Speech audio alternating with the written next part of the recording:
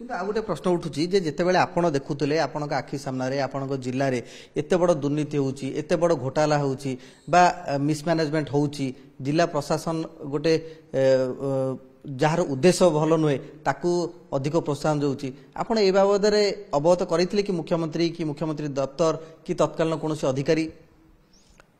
ନାଇଁ, ସେତେବେଳେ ମୁଁ ଗୋଟେ କନଫିଡେନ୍ସିଆଲ ରିପୋର୍ଟଟେ ଦେଇଥିଲି। ସେ ଇଲେକ୍ସନ ପୂର୍ବରୁ ତାକୁ କ'ଣ କିଛି କରିପାରିଲେ ନ କରିପାରିଲେ କିନ୍ତୁ ଦେଇଥିଲେ। I submitted a confidential report on Keonjhar. ସେଥିରେ ମୁଁ ଏ କଥା ମଧ୍ୟ ଉଲ୍ଲେଖ କରିଥିଲି। ଆପଣ ଗୋଟେ କନଫିଡେନ୍ସିଆଲ ରିପୋର୍ଟ ଦେଇଥିଲେ କେଉଁଝରକୁ ନେଇକି? ଦେଇଥିଲେ ମୁଖ୍ୟମନ୍ତ୍ରୀ ଦପ୍ତରରେ ଅଫିସରମାନଙ୍କୁ ଦେଇଥିଲି।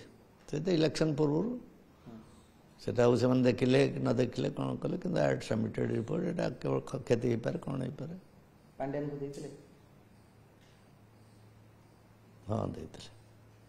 ଭିକେ ପାଣ୍ଡିଆନ ଯିଏକି 5T ସଚିବ ସେତେବେଳେ ଥିଲେ, ତାଙ୍କୁ ବି ସବମିଟ୍ ଆପଣ କରିଥିଲେ? ଦେଇଥିଲେ। ମୁଖ୍ୟମନ୍ତ୍ରୀଙ୍କୁ ଅବଗତ କରାଇଥିଲେ? ନା, ମୁଖ୍ୟମନ୍ତ୍ରୀଙ୍କୁ ଅବଗତ।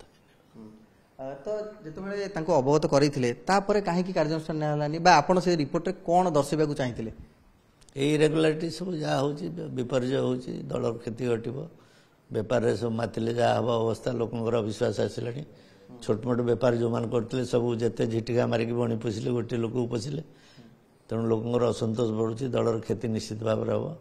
ତାପରେ ଏଠି ଦୁର୍ନୀତି ପ୍ରବଳ ଚାଲିଲା। ସେଥିରେ ଯେତେବେଳେ ପ୍ରୋତ୍ସାହନଟା ଉପର ସ୍ତରରୁ ପାଇଲେ, ଏସ୍ପି କଲେକ୍ଟରଠୁ, ନୀତି ଅନୀତି ମାନିଲେ ନାହିଁ, ଟଙ୍କା ରୋଜଗାରଟାକୁ ବଡ଼ ବୋଲି ଭାବିଲେ, ଦଳଟା ଗୁଣ ହେଇଗଲା, ଲୋକଙ୍କର ଭାବନା ବଦଳିଗଲା ଦଳ ପ୍ରତି, ଯେଉଁଟା ଆମକୁ ଆଘାତ ଦେଲା, ଯେଉଁଟା ମୁଁ ଜଣାଇବାକୁ ଚାହିଁଥିଲି। ଆପଣ ଜଣାଇଥିଲେ, ରିପୋର୍ଟରେ ବି ଦେଖାଇଥିଲେ ଯେ ଏ ଘଟଣା ହୁଏତ ଆଗକୁ ପାଇଁ ଆମକୁ ବିପଦ ଆଣିପାରେ, ଯେଉଁଥିପାଇଁ କି 24 ବିପର୍ଯ୍ୟୟ ହେଲା ବୋଲି କୁହାଯାଇପାରିବ କି? ହଁ, ସେଟା ତ ବିପର୍ଯ୍ୟୟର କାରଣ ଗୋଟେ। That is one of the reasons for our failure in Keonjhar.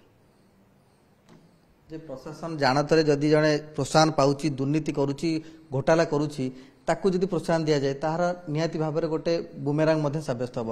ତ ଆପଣ ଯେତେବେଳେ ଲୋକଙ୍କର ବେପାର ବନ୍ଦ ହେଇଗଲା, ରାଗ ବଢ଼ିଲା, ଦଳର କ୍ଷତି ହେଲା ନାହିଁ, କ୍ଷତି ହେଲା ନା। ଯେଉଁ ଶହ ଲୋକ ବେପାର କରି ଛୋଟମୋଟ ଚଳୁଥିଲେ, ସମସ୍ତଙ୍କ ବେପାର ବନ୍ଦ ହେଇଗଲା, ସବୁ ବେପାର ଗୋଟେ ଲୋକକୁ ହାତକୁ ଚାଲି ଆସିଲା। ଆଉ ସେ ଲୋକଟା ଯଦି ଦଳର ନେତୃତ୍ୱ ଦାୟିତ୍ୱ ନେଉଥିବ, ସ୍ୱାଭାବିକ ଭାବରେ ରାଗ ହେଲା, ରାଗ ହେଇଛି, ବଢ଼ିଛି, କ୍ଷତି ହେଇଛି। ଏଇ କେଉଁଝର ଘୋଟାଲା ହେଇଛି ବା କେଉଁଝର ଲୁଟ୍ ହେଇଛି, ତା ଦେହରେ ଦାୟୀ କିଏ? ଆପଣମାନେ ବାହାର କରନ୍ତୁ। ମୁଁ ଯେତିକି କହିଲେ ଆପଣ ଯାହା ସେଥିରୁ ଯାହା ଜାଣିବେ, ଅନ୍ୟ କଥା ଜାଣିବେ, ଅନ୍ୟମାନଙ୍କୁ ପଚାରିକି ବୁଝିବେ।